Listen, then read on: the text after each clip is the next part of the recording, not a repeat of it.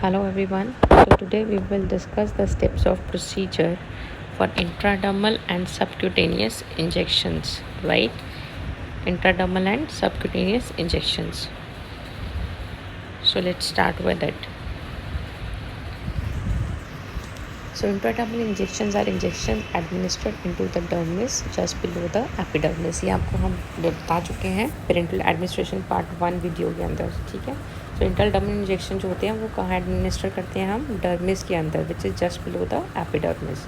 So the intradermal injection route has the longest absorption time of all the parental routes. So इस वाले intradermal में सबसे ज़्यादा time लगता है एब्जॉर्प्शन, जो रेट ऑफ एब्जॉर्प्शन है वो सबसे ज़्यादा लॉन्गेस्ट है किसके अंदर? इंट्राडर्मल इंजेक्शन रूट के अंदर.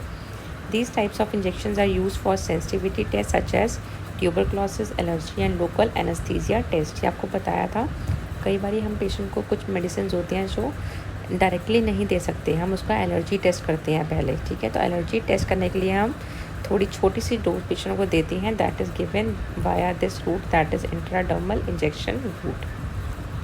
और कुछ लोकल एनेस्थीसिया भी हम इससे दे सकते हैं. Then the advantages of these test is that the body reaction is easy to visualise and the degree of reaction can be assess, ठीक है. इंट्राडर्मल से हमें पता चल जाता है कि अगर बॉडी में उस पर्टिकुलर ड्रग से किसी तरह का कोई रिएक्शन है तो ईजिली हम इसको देख सकते हैं उस रिएक्शन को. Then the most common site used are the inner surface of the forearm and the upper back under the scapula. ये आपको मैं बता चुकी हूँ पहले डिटेल में, एक क्लास हुआ था जो आपका, ठीक है. So choose an injection site that is free from lesions, rashes, moles or scars which may alter the visual inspection of the test result. तो जहाँ पे भी आप इंट्राडर्मल इंजेक्शन दे रहे हो, whether you are giving in the inner surface of the forearm or at the upper back or under the scapula, ठीक है, आपने देखना है कि वो इंजेक्शन साइट जो है that should be free from lesions, rashes, moles और scars, right. Equipment used for intradermal injection is a tuberculin syringe. ये ट्यूबरकुलिन सिरिंज की आप इमेज देख सकते हो, ठीक है. This is a tuberculin syringe और इस सिरिंज के साथ हम इंट्राडर्मल इंजेक्शन जो है वो देते हैं, राइट. देन इसमें जो निडल का साइज़ होता है दैट इज़ 26 और 27 गेज की निडल होती है ये, ठीक है. The dosages of an ID injection is usually 0.5 ml. 0.5 ml dosages रहती है इसकी ज़्यादातर. The angle of administration for an ID injection is 5 to 15 degree. ये भी हम डिस्कस कर चुके हैं डिटेल में कि इंट्राडर्मल इंजेक्शन जब आपने देना है तो एंगल क्या होना चाहिए देने का? 5 to 15 डिग्री, ठीक है. So this is the checklist for administering an intradermal injection. सबसे पहले आती है सेफ्टी कंसिडरेशंस, ठीक है. सेफ्टी कंसिडरेशन में आपका आएगा do not aspirate. It is not necessary to aspirate because the dermis is relatively without vessels, ठीक है. इंट्राडर्मल इंजेक्शन में हम एस्पिरेट नहीं करते हैं जैसे कि हम इंट्रामस्कुलर इंजेक्शन में करते हैं, ठीक है. तो इंट्राडर्मल में आपने एस्पिरेट नहीं करना है क्योंकि वहाँ पे कोई भी जो ब्लड वेसल्स हैं वो प्रेजेंट नहीं होती हैं, ठीक है. तो एस्पिरेट हम क्यों करते हैं? ताकि देखने के लिए कि जो हाँ हम इंजेक्शन लगा रहे हैं वहाँ पे कोई ब्लड वेसल को तो नहीं पंचर कर रहे, लेकिन यहाँ डर्मिस के अंदर लगाएंगे तो वहाँ तो ब्लड वेसल्स होती ही नहीं है, इसलिए यहाँ पे एस्पिरेट करने की ज़रूरत ही नहीं है हमें, ठीक है. देन नेक्स्ट है सेफ्टी कंसिडरेशन में always take steps to eliminate interruption and distraction during medical preparation. ये पॉइंट भी हम डिस्कस कर चुके हैं बहुत बार और बहुत ही इंपॉर्टेंट पॉइंट है ये, ठीक है. Then come the steps of procedure. सबसे पहले है प्रिपेयर द मेडिकेशन और solution as per the agency policy. Medication को प्रिपेयर करना है आपने. Then ensure all medication is properly identified. Then check करने हैं फिजिशियन के ऑर्डर्स, ठीक है. देन मैनुअल चेक करना है कि उस हॉस्पिटल की पॉलिसी का जो मैनुअल होता है हर हॉस्पिटल में, ठीक है, पेरेंटल ड्रग थेरेपी के लिए, तो उसको एकदम से अपने रीड करना है. देन उसको MAR के साथ, MAR is medical administration record chart, उसके साथ आपने क्रॉस चेक करना है और वैलिडेट करना है मेडिकेशन को कि आप सही तरीके से, मतलब सही मेडिकेशन आपने चूज़ करी है, सही डोज आपने प्रिपेयर करा है, ठीक है, इसलिए. Then perform hand hygiene. Then next है enter room and introduce yourself, explain procedure and the medication and allow patient time to ask question, ठीक है. पेशेंट के रूम में आपने एंटर करना है, अपने आप को इंट्रोड्यूस करना है, बताना है उसको कि आप उसको कौन सा इंजेक्शन जो है वो देने लगे हो एंड गिव सम टाइम कि पेशेंट अपनी क्वेरीज जो है वो पूछ सके. देन नेक्स्ट है क्लोज द डोर और pull the bed side curtain, ठीक है, डोर क्लोज कर देना है और जो बेड साइड कर्टन्स होंगे उनको आपने पुल करना है, ठीक है, to provide privacy to the patient. Then next है step number 5, compare MAR to patient respond and verify this is the correct patient using 2 identifiers, ठीक है। जो आपके पास MAR चार्ट होगा उसको पेशेंट के रिस्ट बैंड के साथ, पिक्चर में देखिए ऐसे रिस्ट बैंड लगा होता है पेशेंट के, ठीक है, उसको आपने चेक करना है कि आप सही पेशेंट को इंजेक्शन देने वाले हो ना। और 2 आइडेंटिफायर्स होते हैं, एक तो पेशेंट का नेम और पेशेंट का डेट ऑफ बर्थ, ठीक है, उनके साथ आपने क्रॉस चेक करना है, कंपेयर करना है MAR को। देन नेक्स्ट है assess patient for any contraindication to the medication, ठीक है। आपने चेक करना है कि पेशेंट को कोई मेडिकेशन देने से पहले कोई मतलब देखना है कि इस पेशेंट के अंदर वो मेडिसिन जो है वो दे सकते हैं ना, कोई कॉन्ट्रा इंडिकेशन तो नहीं है जो उस मेडिसिन की है और आप उस पेशेंट को देने वाले हो, ठीक है। Then step number 7, select appropriate site for administration, ठीक है। जैसे कि इस पिक्चर में देखिए इसमें इनर एस्पेक्ट लिया हुआ है फोर आर्म का, ठीक है। सो इस साइट को आपने इंस्पेक्ट करना है कि यहाँ पे कोई लीजन्स ना हो, रैश ना हो, कोई मोल ना हो, right. Then perform hand hygiene and apply non sterile gloves, ठीक है। फिर आपने हैंड वॉशिंग करना है, medical hand washing, then apply करने हैं क्लीन ग्लव्स, वियर करने हैं clean gloves. Then clean the site with an alcohol swab और antiseptic swab, use a confirm circular motion, firm circular motion के साथ, एक कॉटन स्वैब के साथ, अल्कोहल स्पिरिट स्वैब के साथ या एंटीसेप्टिक स्वैब के साथ आपने उसको सर्कुलर मोशन में साइट को क्लीन करना है, सॉरी। देन नेक्स्ट आता है remove needle from the cap by pulling it of in a straight motion, तो इस डायरेक्शन में आपने देखो पिक्चर के अंदर ऐसे ही आपने कवर निकालना है निडल का, ठीक है। Then using non dominant hand spread the skin taut over the injection site, तो जैसे आप राइट हैंड से काम करते हो तो आपने लेफ्ट हैंड से स्किन को इस तरह से स्प्रेड करना है पहले।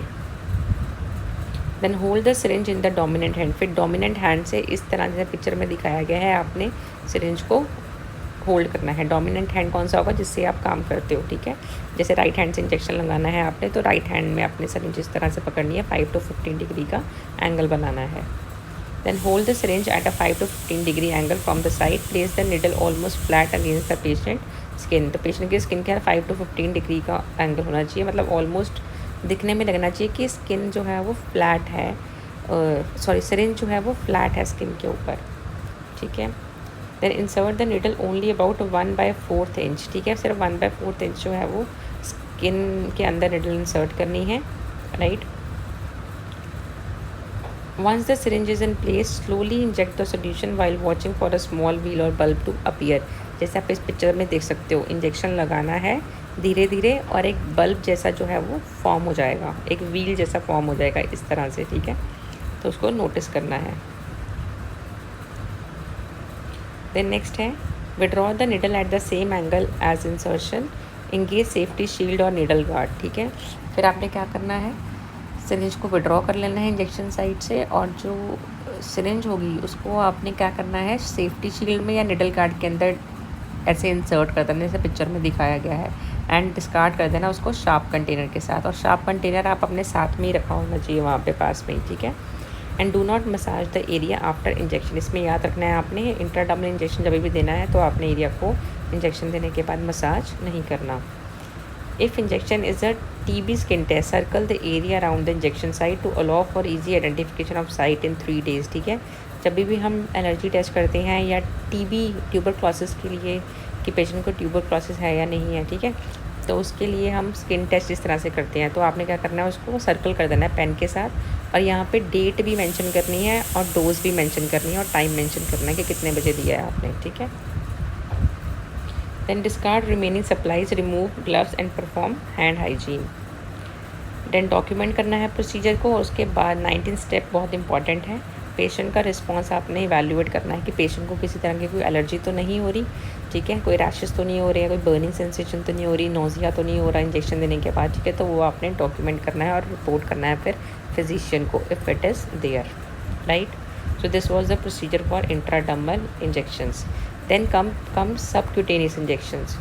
So subcutaneous injections are administered into the adipose tissue layer just below the epidermis and dermis. तो पहले डर्मिस आया, फिर एपिडर्मिस आया, ठीक है, सॉरी एपिडर्मिस आया, फिर डर्मिस आया, तो उसके बाद क्या कौन सी लेयर आती है, subcutaneous layer. So this tissue has few blood vessels. So drug administered by this route have a slow sustained rate of absorption. यहाँ ब्लड वेसल्स कम होती हैं तो जो रेट ऑफ एब्जॉर्प्शन है थोड़ा सा स्लो होता है और सस्टेन्ड होता है, right. Sites of IM this subcutaneous injection include outer aspect of the upper arm. ठीक है, ये देखिए जैसे आउटर एस्पेक्ट है ये अपर आर्म का, दोनों साइड में यहाँ पे लग सकता है, ठीक है. देन और कहाँ पे लगा सकते हैं हम इसको, एब्डामन के ऊपर, below the costal margin to the iliac crest. ठीक है, ये देखिए एब्डामन के ऊपर लग सकता है, अराउंड द अम्बलाइकस लगता है ये ज़्यादातर, ठीक है, एब्डामन पे. Then within 1 inch of the belly button, ये देखिए 1 इंच बेली बटन से 1 इंच लेफ्ट में, राइट में, ऊपर या नीचे लग सकता है ये. Then anterior aspects of the thigh, thigh के एंटीरियर एस्पेक्ट पे भी लग सकता है. थाई का एंटीरियर एस्पेक्ट क्या है, ये वाला, ठीक है,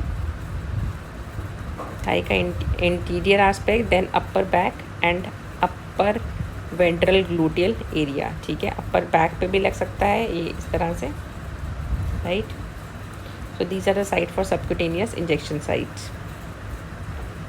देन इसमें इंपॉर्टेंट पॉइंट क्या है, choose a site that is free of skin lesions and bony prominences. वो जगह लेनी है जहाँ पे थोड़े स्किन लीजन ना हो और थोड़ा सा स्किनी एरिया हो, मतलब स्किन हो जहाँ पे, ठीक है, बोनी एरिया नहीं लेना, बोनी प्रोमिनेंसेस वाला. Then site rotation prevents the formation of lipohypotrophy और लिपोएट्रॉफी इन द स्किन. ऐसा नहीं बार बार एक ही जगह पे आप देते जा रहे हो, ठीक है, साइट रोटेट कर करके इंजेक्शन जो है वो चेंज करते रहना है जगह उसकी देने की.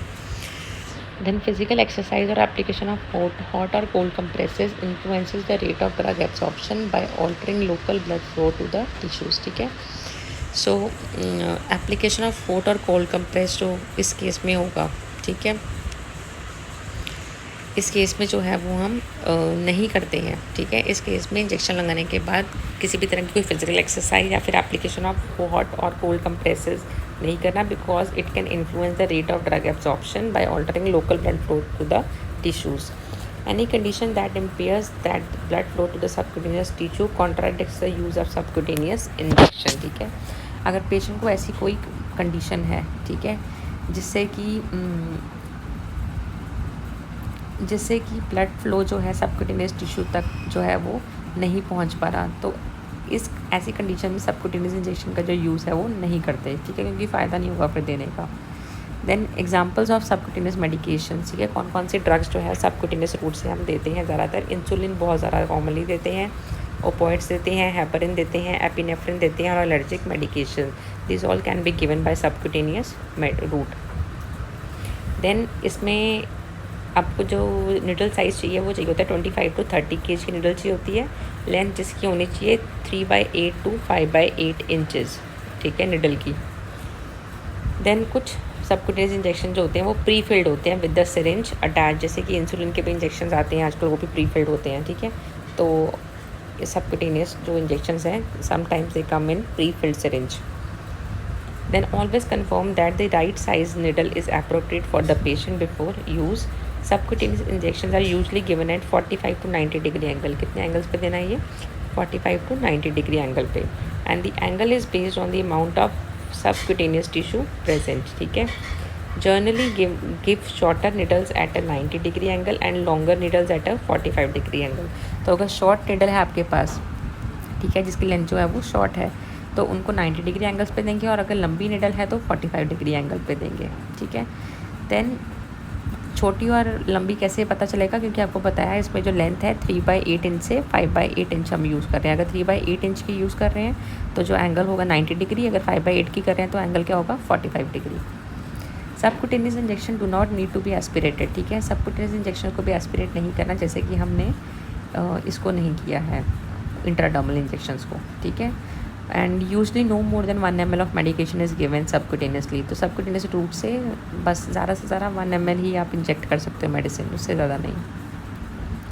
There are varying opinions on whether to pinch the skin during administration. Pinching, हाँ, स्किन को पिंच अप कर सकते हो अगर पतला पेशेंट है, ठीक है, पतला पेशेंट है तो उसकी स्किन कम होगी बॉडी के ऊपर, ठीक है, एडिपोज टिश्यू कम होंगे तो आपको स्किन को पिंच करके उसमें इंजेक्शन लगाना पड़ेगा। लेकिन अगर मोटा पेशेंट है, ओबेस है, उस केस में पिंच करने की ज़रूरत नहीं है। And if pinching is use, release the pinch when the needle is inserted. Pinch कर दिया जब आपने स्किन को, तो निडल इंसर्ट करनी है, लेकिन मेडिसिन इंजेक्ट करने से पहले, ठीक है, इंजेक्ट करने से पहले वो पिंच करी हुई स्किन को आपने रिलीज़ कर देना है, फिर इंजेक्ट करनी है।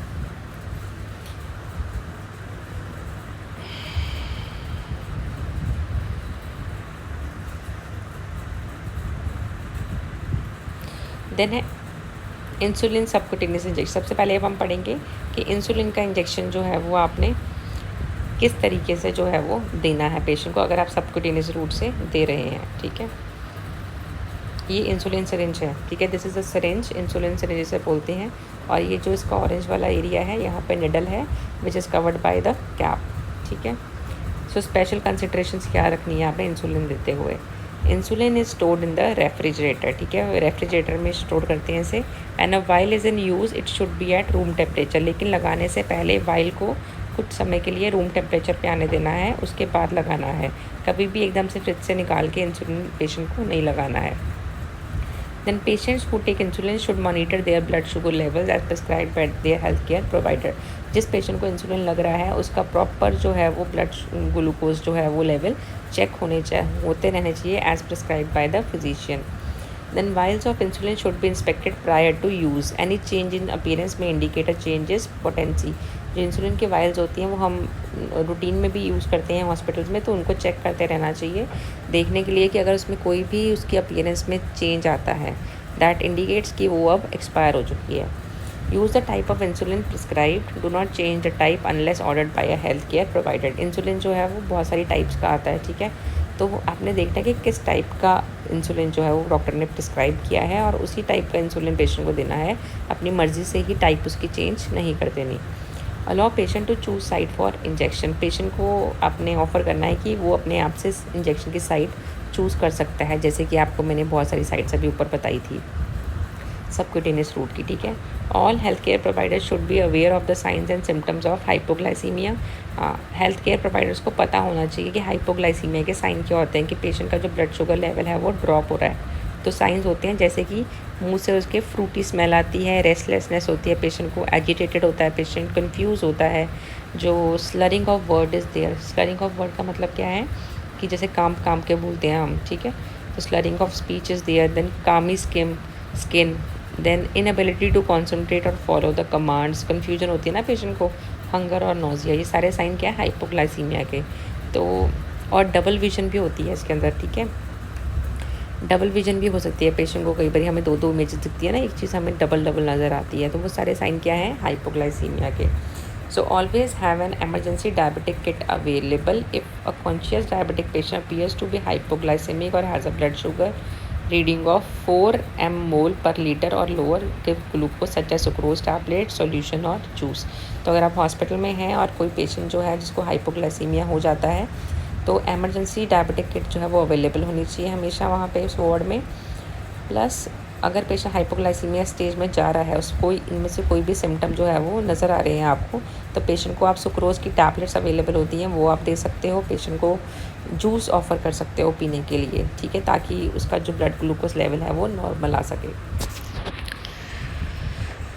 ठीक है। देन है हेपरिन। हेपरिन के इंजेक्शन भी जो है वो हम लगा सकते हैं सबक्यूटेनियस रूट से, ठीक है, सबक्यूटेनियस रूट से हम लगा सकते हैं हेपरिन का भी इंजेक्शन। और हेपरिन के इंजेक्शन जो है, हेपरिन का काम क्या होता है, इट इज़ अ एंटीकोगुलेंट, ठीक है, तो एंटीकोगुलेंट होता है मतलब कि क्लॉट्स को डिसॉल्व करता है, राइट। तो हेपरिन के इंजेक्शन भी हम दे सकते हैं वाया सबक्यूटेनियस रूट। देन आ गया steps for administering a subcutaneous injection, चाहे इंसुलिन है चाहे हेपरिन है। देखिए स्टेप नंबर 1 जो है वो सेम है, सेकेंड स्टेप नंबर भी सेम है, थर्ड स्टेप भी सेम है जो हमने इंट्राडर्मल में किया है, fourth step is also same, then fifth step is also same, sixth is also same, seventh is same, 8th and 9th step is also same, ठीक है, इसमें भी अल्कोहल स्वैब से पहले आपने क्लीन करना है एरिया को। Then 10th step is also same, then आ गया 11 स्टेप, ठीक है। इसमें अब subcutaneous injection up to 1 to 10 steps जो है वो सेम है जो इंटरडर्मल में पढ़े आपने। 11 स्टेप जो है वो मैं अभी बताने जा रही हूँ। ग्रास्प और pinch the area surrounding the injection site और spread the skin taut at the site, ठीक है। तो आपने क्या करना है, अगर पेशेंट थिन है तो स्किन को पिंच कर सकते हो आप अपने, ठीक है, पेशेंट की, ठीक है। और अगर पेशेंट स्किनी नहीं है, ठीक है, उस केस में स्किन को आप स्प्रेड कर सकते हो, ठीक है। Then hold the syringe in the dominant hand between the thumb and the four finger. जैसे इस पिक्चर में आप देख सकते हो, सिरिंज को थंब और फोर फिंगर के बीच में पकड़ना है और निडल को इंसर्ट करना है 45 to 90 डिग्री। 45 आप तब करोगे अगर निडल की लेंथ जो है वो छोटी है, यानी कि 3/8 इंच की है। अगर लंबी आप निडल ले रहे हो 5/8 इंचज़ की, तब आपको 90 डिग्री एंगल जो है वो मेंटेन करना है, ठीक है।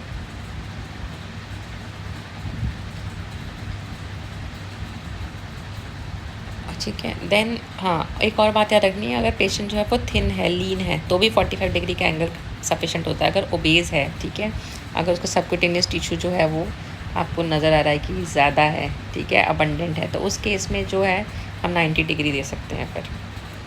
Then after the needle is in place, release the tissue, move your non-dominant hand to steady and lower the end of the needle. With your dominant hand inject the medication at a rate of 10 seconds per ml, ठीक है। फिर आपने अपना non dominant hand जो है हटा लेना है, पिंच करी उसकी होएगी, उसको आपने रिलीज़ कर लेना है दूसरे हाथ को हटा के, और फिर डोमिनेंट हैंड के साथ ही आप सिरिंज को, सिरिंज का जो बैरल होगा, ठीक है, उसको आप पुश कर सकते हो, right. Then withdraw the needle quickly at the same angle at which it was inserted। तो जिस एंगल पे आपने इंसर्ट किया था इंजेक्शन देने के बाद, इंजेक्शन देना कितने रेट पे आपने, 10 सेकेंड्स पर ml, मतलब 1 ml जो है वो 10 सेकेंड में जाना चाहिए, और 1 ml से ज़्यादा हम दे भी नहीं सकते इसके अंदर, ठीक है। सो 10 सेकेंड्स तो लगाने हैं इंजेक्शन को अंदर इंसर्ट करने में। और जब इंसर्ट कर दोगे उसके बाद विड्रॉ कर लेना है अपने निडल को। Then using a steroid gauze apply gentle pressure at the site after the needle is withdrawn. अब इस केस में आप क्या कर सकते हैं, इसमें जेंटल प्रेशर दे सकते हैं। इंट्राडर्मल में आपने कोई भी जेंटल प्रेशर नहीं देना था after administration of the injection, लेकिन इस केस में आपने जेंटल प्रेशर देना है। और then do not recap the needle, ठीक है, निडल को रिकैप नहीं करना है। क्या करोगे, सेफ्टी शील्ड अवेलेबल होती है या निडल गार्ड अवेलेबल होता है, उससे उसको कवर करके शार्प कंटेनर में डिस्पोज कर देना है। और अगर सपोज सेफ्टी शील्ड या निडल गार्ड नहीं है, ठीक है, तो उसको उस केस में फिर हम रिकैप करके नर्सिंग स्टेशन पे इमीडिएटली लेके जाके उसको हम प्रॉपर तरीके से डिस्कार्ड करते हैं सिरिंज को और निडल को भी। देन हैंड डिस्पोज करनी है सप्लाइज को, remove the gloves and perform the hand hygiene after termination of all the articles. Then step number 18 है डॉक्यूमेंट करना है सारी फाइंडिंग्स को, जो भी आपने प्रोसीजर किया है, इंजेक्शन दिया है, कितना डोज दिया है, कितने बजे दिया है, वो सब डॉक्यूमेंट करेंगे। देन 19 स्टेप है evaluate the patient response to the medication. तो पेशेंट को आपने इवैल्यूएट करना है for therapeutic effect of the medication and assess for adverse effects, ठीक है। अगर कुछ हुए हैं वहाँ पे तो वो नोट करनी है और फिजिशियन को आपने इन्फॉर्म करना है, right. So this was all about the procedure which is related to steps of procedure related to intradermal and subcutaneous administration of medications. So this is the assignment for you. This is a critical thinking exercise. I'm reading the questions. Why should a healthcare provider rotate sites with a heparin subcutaneous injection but only rotate within a site with insulin subcutaneous injections? ठीक है, कि आपने इसमें बताना है कि health care provider जो है वो साइट्स रोटेट क्यों करेंगे, ठीक है, जब वो हेपरिन का सबक्यूटेनियस इंजेक्शन जो है वो दे रहे हैं, but only rotate within a site with insulin subcutaneous injection. And what are 3 risk factors associated with administering insulin and heparin, ठीक है। और सेकंड क्वेश्चन आपके लिए है कि कौन कौन से रिस्क फैक्टर जो हैं जो एसोसिएटेड हैं इंसुलिन और हेपरिन के साथ को एडमिनिस्टर करने के साथ, ठीक है, कि जब हम इंसुलिन या हेपरिन का इंजेक्शन देते हैं किसी को, उसके बाद पेशेंट को क्या 3 रिस्क जो हैं या कॉम्प्लिकेशन जो हैं वो अराइज हो सकती हैं। So this is your critical thinking exercise and you are supposed to submit this exercise by this Wednesday.